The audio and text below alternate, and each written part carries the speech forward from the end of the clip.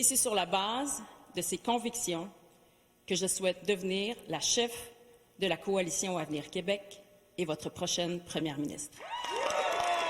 C'est entouré d'une douzaine de députés caquistes que Christine Fréchette a officiellement lancé sa campagne à la direction de la CAQ. Une femme rassembleuse, enracinée, déterminée, qui a à cœur le Québec. Merci.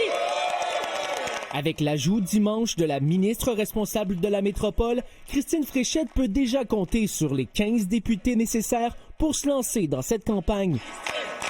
On a besoin d'une femme avec cette connaissance économique, mais aussi cette sensibilité des Québécois. En 2014, Christine Fréchette a claqué la porte du Parti québécois en raison de différends sur la Charte des valeurs portée par son adversaire Bernard Drinville.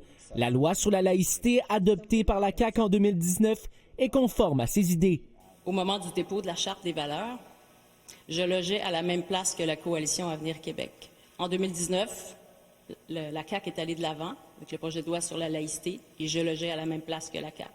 Christine Fréchette prend ses distances d'un éventuel référendum et défend le nationalisme à l'intérieur du Canada. Pour moi, malgré toute la légitimité d'un processus référendaire, je pense que c'est la pire des périodes depuis 50 ans pour tenir un référendum. Si je suis devenue députée de la coalition Avenir Québec en 2022, c'est parce que je crois profondément à la nécessité d'une troisième voie.